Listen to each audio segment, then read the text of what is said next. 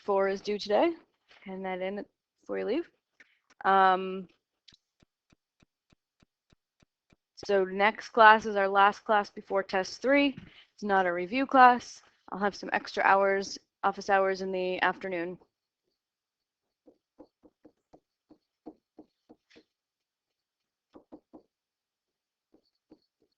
We'll say noon to 2. So if you want to come in for some review, go over stuff before the test, I will be here. If there's more than 1 or 2 of you, then we'll come to this room. Okay, so today we're going to talk about Taylor series. Last class we looked at Taylor polynomials. Those polynomials had a definite stopping point, right? We evaluated a polynomial of degree 4 or degree 7 or degree 10, whatever I told you to find. We stopped at that degree. So in this section, we're going to look at Taylor series, where we let that polynomial just go on and on and on and on. So it'll have infinite terms. So we found several Taylor polynomials to approximate cosine x near 0. Spent several example questions doing this. And the first several are listed here. So we have the 0th degree and the 2nd and the 4th and the 6th and the 8th. They're just the even degrees because the odd degrees all drop out because the odd derivatives of cosine evaluated at 0 were all 0. All right, so you can see that these are related to each other. They are, we just add one more term and it follows a pattern. Right? All right, so we have a sequence of polynomials, each of which is a better approximation to cosine x than the last for x near 0. And we represent the whole sequence of Taylor polynomials by writing the Taylor series for cosine x, where we start writing a polynomial and then put plus dot dot dot. All right, so the partial sums of this series are Taylor polynomials, and the sequence of partial sums converges to cosine x for all values of x. So you can see the convergence for all values of x in this picture. So here's our 0 degree polynomial, right? Or our linear approximation from Calc 1. And as we increase the degree, we get better and better approximations, and we get bigger and bigger convergence, right? When I go to the quadratic, it approximates cosine x for longer, right? We have a larger interval where it's a good approximation. And then when you go to the cubic, which one of these is the cubic? Oh, there is no cubic, right? Because the odd degrees drop out. The 4th degree is probably this purple one, right? And then we have the 6th degree, which is this blue one, and it agrees even a little further. Oh, maybe the green one was the 4th degree. Yeah, 4th degree was the green one. Anyways, you can see that the last one is this guy. This is the 8th degree. And it agrees with cosine x for a really big interval. And every time we increase the degree, we get better and better convergence over more and more of the x-axis. So that's what we mean by it converges for all x. If you did this, the interval of convergence is the whole number line, right? It doesn't agree to a point and then they all shoot off. It starts to agree more and more and more. So you can see it in the picture, but we're going to prove convergence for all x using the ratio test. Okay, so remember the ratio test was take the limit as n goes to infinity of an plus 1 over an.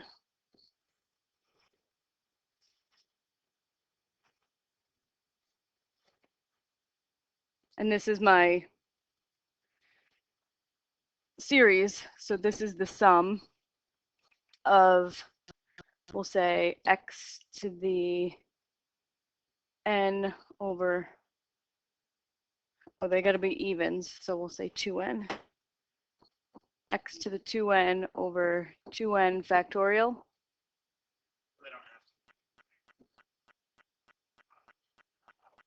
Yeah, but I'm just writing this in closed form. Yeah. So this is x to the 2n over 2n factorial. So I'm writing it in closed form so that I can apply this rule. I need a formula with n's in it. And then I'll have n start at something and go to infinity.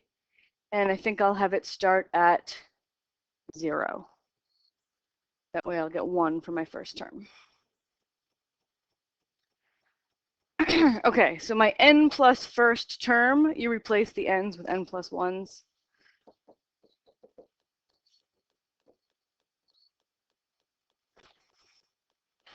So we have x to the 2 times n plus 1 over 2 times n plus 1 factorial. And then that's all over the nth term, which is x to the 2n over 2n factorial.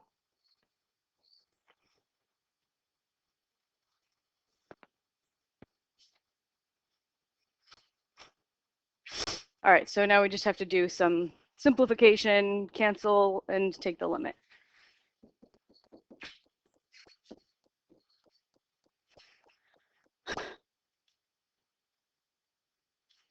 All right, so this is going to say x to the 2n plus 2 over 2n plus 2 factorial. And then times the reciprocal of this denominator, 2n factorial, over x to the 2n.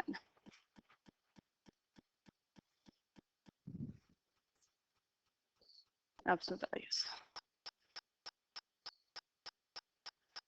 All right, so to cancel, x to the 2n plus 2 over x to the 2n, those are like bases. You're dividing them, so you subtract the exponents, and you're going to be left with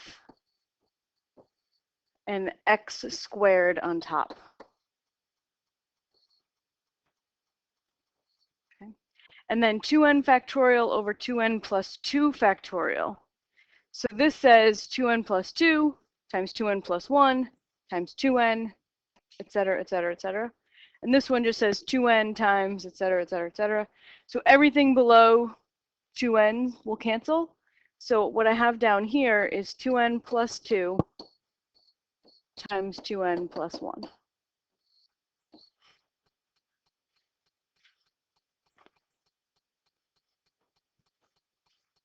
All right, what happens to this fraction as n goes to infinity?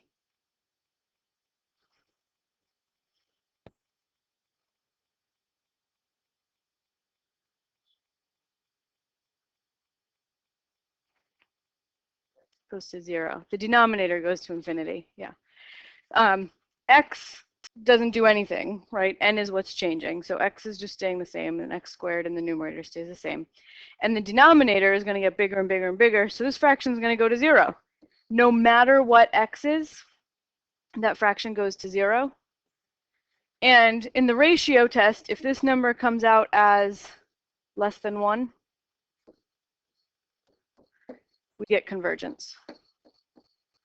So sometimes you have to restrict x to make that limit come out less than 1. But in this case, no matter what x is, the limit is 0, so you always have convergence. That's why this picture agrees for all x's, right? The more and more polynomials we draw, the bigger and bigger the interval of convergence. So when you do an infinite Taylor series, it equals cosine x. It will converge to cosine x, no matter what x you plug in.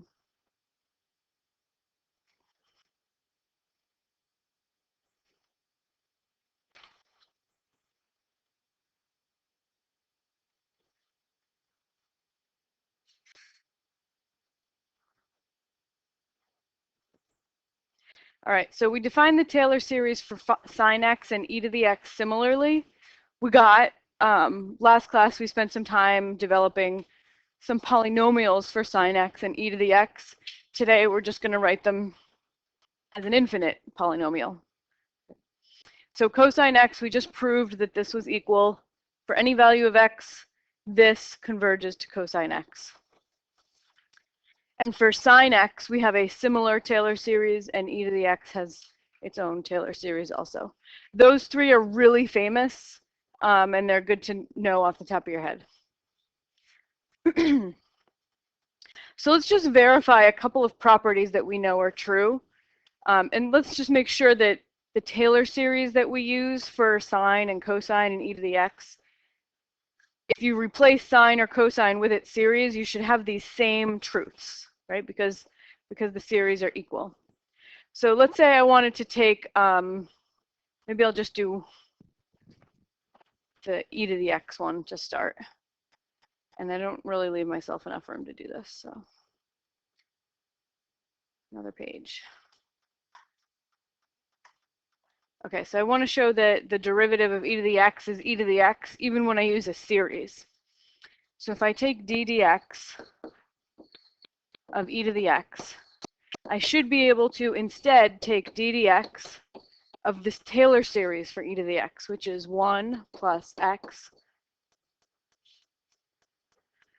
plus x squared over 2 factorial plus x cubed over 3 factorial plus x to the 4th over 4 factorial.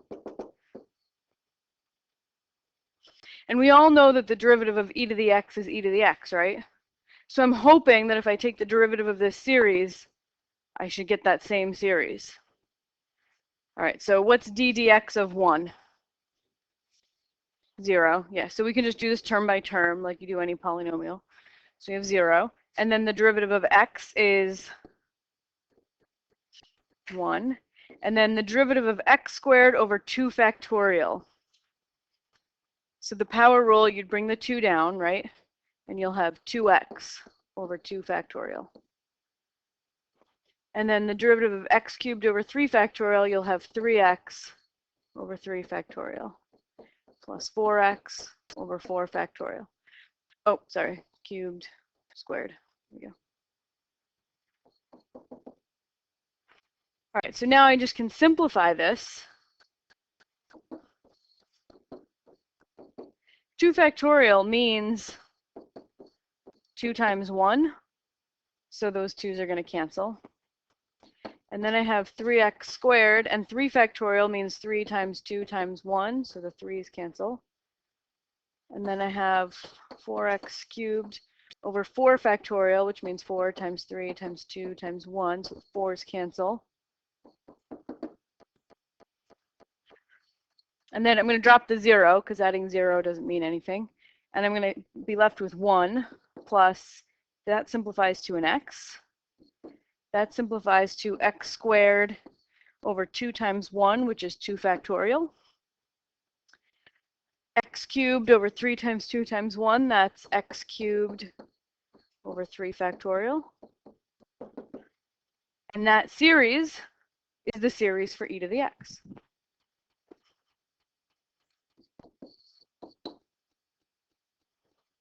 So it still works, and it should, right? If these two things are equal, then you better be able to take the derivative of this and get it back. So the derivative of e to the x we can still say is e to the x, even if we do it with series. Maybe we'll do one more for fun. Let's say I want to do the derivative of sine x. And sine is the one with odd exponents. So I'm going to take d dx of x. And does it start with positive or negative? Negative. Oops.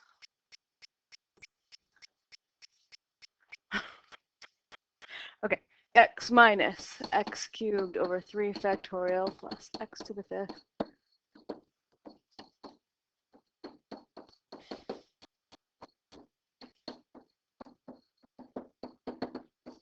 Okay, so I'm just replacing sine of x with its series. When I take its derivative, I'm hoping to get the series that is cosine x, because I know that the derivative of sine is cosine. Okay, so I'm just verifying something I already know, but I'm doing it in a new way, because we just have discovered that these infinite polynomials can be used to be are equal to cosine x and sine x and e to the x. All right, so d dx of x is 1. The derivative of x cubed over 3 factorial is 3x squared over 3 factorial. And then the derivative of x to the 5th over 5 factorial is going to be 5x to the 4th over 5 factorial. And then I get 7x to the 6th over 7 factorial plus 9x to the 8th over 9 factorial. Oops.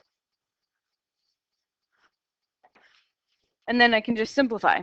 3 factorial means 3 times 2 times 1, so I cancel the 3's. And this says 1 minus x squared over 2 factorial. And 5 factorial is 5 times 4 times 3 times 2 times 1. So the 5's are going to cancel, and I'll be left with a 4 factorial in the bottom. And then my 7's cancel, and I get x to the 6th over 6 factorial. And my 9's cancel, and I get x to the 8th over 8 factorial. And that is the series for cosine x.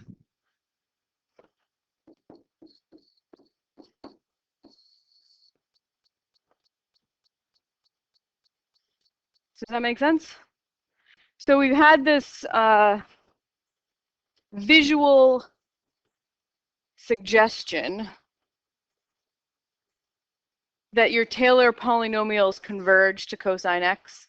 But now we have verified, there's even more proof that these things are really equal. All right, so here's a fun exercise. I'm going to use Taylor series for e to the x to evaluate e to the 2 pi I. So these are like 3 of the most famous numbers in math, right? E shows up all the time in your financial applications, all kinds of stuff. Pi is like a really famous irrational number. I, an imaginary number that wasn't invented until long after e and pi were. So and I'm going to combine them in this way, e to the 2 pi I, and I want to see what I get. I'm going to use series to help me do it. Okay, so I'm going to write down that e to the x is 1 plus x plus.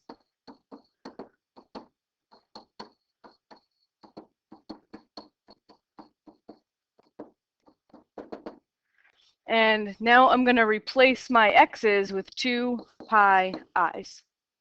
Okay, so I'm just plugging in this x with a 2 pi I, so I have to replace all those x's with 2 pi i's.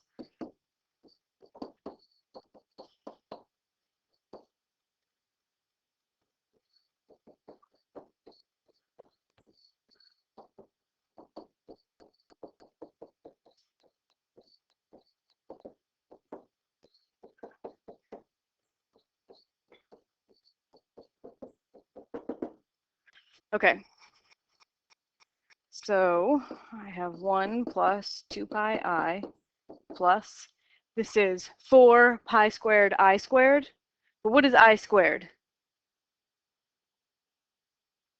Close, -1. I squared is -1. Just the definition of I. It's the number that when you square it, you get -1, right? There was no such number until we decided we'll have such a number and we'll call it I.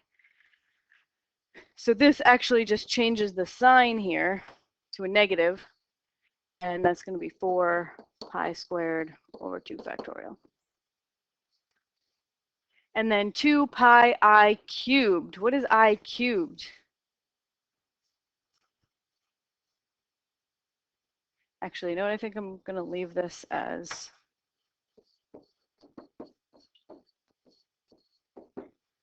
all I'm going to do is the I, not the 2 pi part. All right, what's I cubed?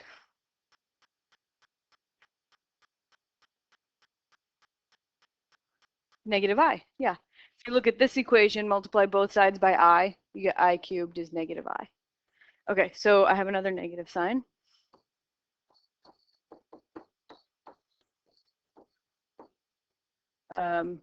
With an I.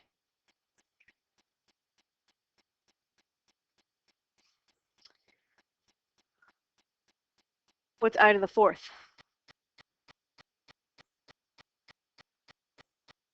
1. Yeah, if I squared is -1, square both sides of that equation and you get I to the 4th is -1 squared, which is +1. So this is plus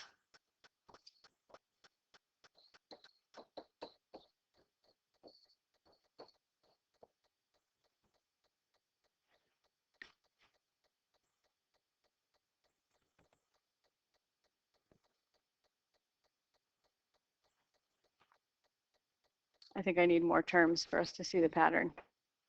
I'm going to write a few more down.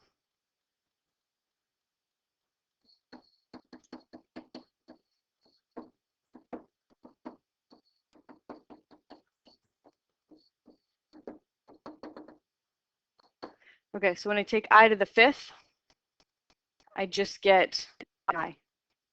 Okay, so every 4 it repeats. Maybe I should do this on a separate page. So you have I, which it means the square root of -1, right? So when you square, you get -1. And when you cube, multiply both sides of that equation by an I, you get -I. I to the fourth, if you take I squared equals -1 and square both sides, you get 1. I to the fifth, if you look at the I to the fourth equation, I to the fourth equals 1, multiply both sides by I, and you get I to the fifth is I again. And then you repeat this pattern. I to the sixth would be -1. I to the seventh is -I. I to the eighth is 1. And I to the ninth would get you back to I again. All right, so we are at the fifth. I to the fifth is I. So I've got an I here, 2 pi to the fifth times I over 5 factorial. And this is irrelevant mathematically, but I'm just going to move this I over to here. It was minus. Right.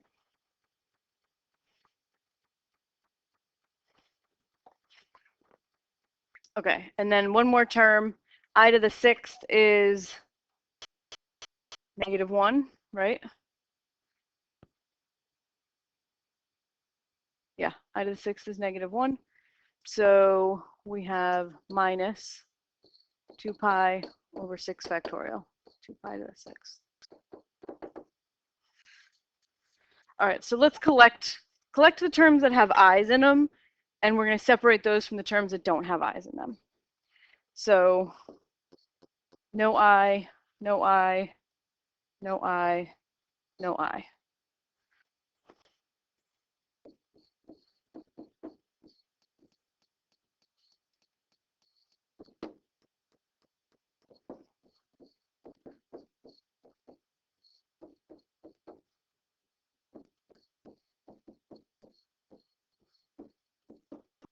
Okay, and so those are my terms that have no I in them. Those are going to group together. And then I'm going to group my terms that have an I, and I've got this guy, and this guy so far. So I have plus 2 pi I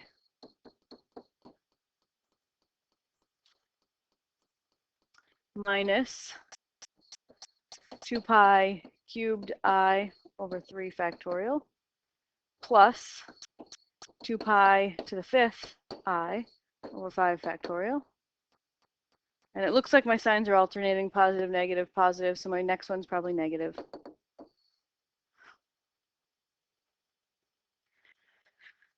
Okay, look at the pink series for a second.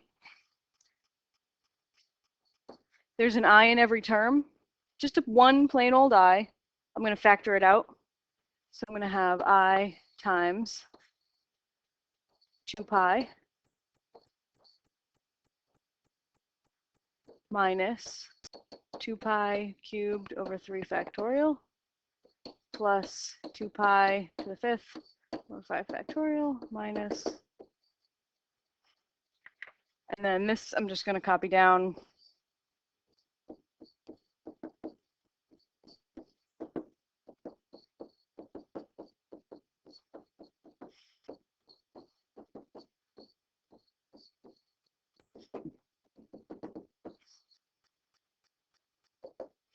Okay, I know it's a lot of algebra. Okay, so imagine if you didn't have 2 pi's here and you had x's, all of those things where you have a 2 pi said x. The stuff written in the dark purple, if that said 1 minus x over 2 factorial, oh, that's squared, I missed that. X squared over 2 factorial plus x to the 4th over 4 factorial minus x to the 6th over 6 factorial. What series is that? That's cosine x. But instead of x's, I have 2 pi's, so this is cosine of 2 pi. And over here, I have plus I times, if I had x minus x cubed over 3 factorial plus x to the 5th over 5 factorial minus x to the 7th over 7 factorial, what series is that? That series is the Taylor series for sine x. But instead of x's, I have 2 pi's, so that's the sine of 2 pi.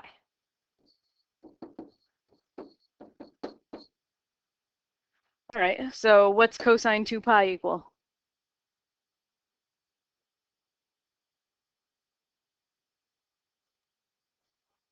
One plus I times, what's the sine of 2 pi? 0, 1. E to the 2 pi I. 3 of the most famous numbers in math, right? Combined in this crazy way, 1. 2 irrational numbers. Infinite, decimal, non-repeating, no pattern ever, and an imaginary number. You combine them in this way and you get 1. Nobody's as blown away as me, huh?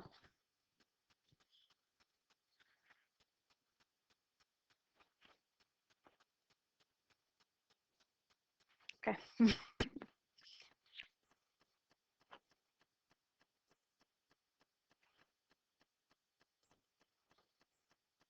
Oops. All right, so e to the 2 pi I, 1. Okay, another exercise that's fun to use Taylor series for is to find a Taylor series for ln of 1 plus x. We're going to center it at 0. And then once we have that, we're going to try to use it somehow to find the actual sum of the alternating harmonic series. We've known for a long time that that thing converges. 1 minus a half plus a third minus a fourth plus a fifth. We know it converges because the signs are alternating and the terms are decreasing towards 0. This is going to let us calculate what it actually adds up to, what it converges to. So I'm going to get you started and then I'm going to let you work on it from there. So remember that Taylor polynomials, oops, I was using p's before. Okay, so your Taylor polynomial of degree n was just f of 0 plus f prime of 0 times x plus f double prime of 0 .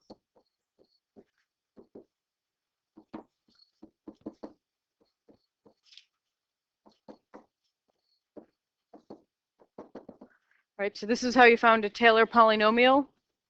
So now I'm going to use a Taylor series, which means do a plus dot dot dot. And instead of calling it Taylor polynomial of degree n, it actually is going to equal f of x. It will converge to f of x. All right, so I want you to start with f of x equals ln 1 plus x and fill in here f of 0, f prime of 0, f double prime of 0, and see what you get.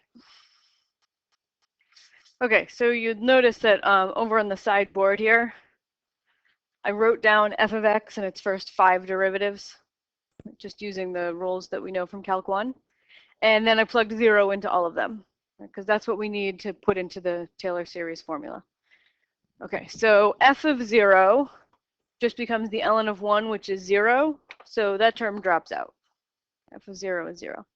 And then my next term, f prime of 0 is 1.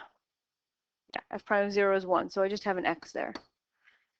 And then f double prime of 0 is -1, so this becomes minus x squared over 2 factorial. And f triple prime of 0 is 2 plus 2x cubed over 3 factorial. And the fourth derivative is negative 6. So I get negative, I'll just write minus 6x to the fourth over 4 factorial. And then my next derivative is 24, x to the fifth over 5 factorial. And my next derivative is negative 120. So minus 120 x to the sixth over 6 factorial. So now I'm just going to try to reduce these fractions. So I'll do the factorial out and cancel anything possible. All right, so I have x minus x squared over 2 factorial plus. Okay, well 3 factorial is 3 times 2 times 1, so the 2's can cancel, and I'm just left with x cubed over 3. And 2 factorial is just 2, so I'm just going to write it as a 2. And then 4 factorial is 4 times 3 times 2 times 1. The 3 times 2 in the middle is 6, and it'll cancel with the 6 above. So I'm just going to get 4 on the bottom. And you might be able to guess what the next one's going to reduce to. My denominators so far are 1, 2, 3, 4. It's probably going to be 5, but let's just verify. 5 factorial is 5 times 4 times 3 times 2 times 1. All the numbers between 5 and 1, 4 times 3 times 2, those multiply to make 24. So that will cancel with the 24 on top. And all that will be left in the bottom is a 5 times a 1, which is 5. So I have x to the fifth over 5. And then the next one, 6 factorial, everything will cancel except for a 6 on the bottom.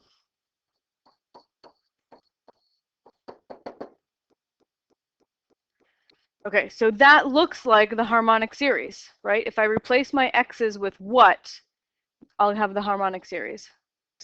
1. That is an alternating harmonic series if I put in x equals 1. And of course, I'm out of room. Okay, so the ln of 1 plus x is equal to the series I just wrote down, starting with x minus x squared over 2 plus x cubed over 3 .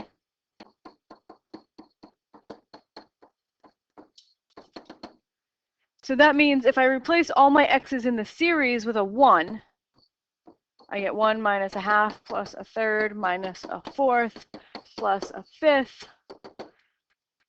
That should add up to the ln of 1 plus 1. Replace all those x's with a 1, you got to replace that x with a 1. So it adds up to ln 2.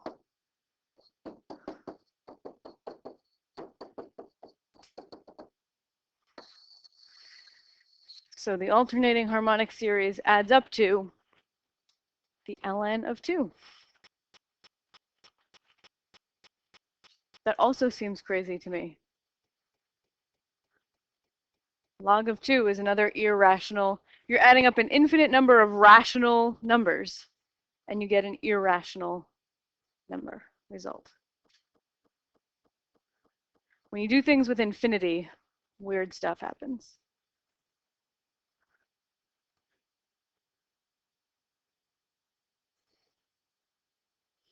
Okay, so what are Taylor series useful for? This is how your calculator finds values of trig and log functions. It has Taylor polynomials built into it, and that's how it evaluates a trig or a log function. They can help us calculate the sum of series, right? The alternating harmonic series we just decided adds to ln 2. Or you could use it to also come up with this guy. The sum of 1 over n factorial actually adds up to e.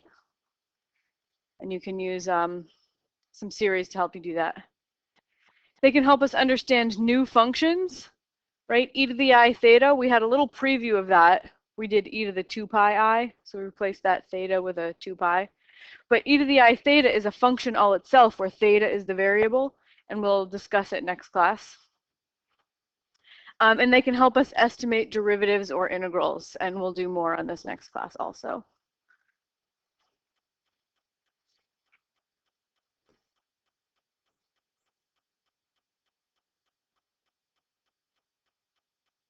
Okay, so now I'm going to have you do some practice with some carefully tailored series.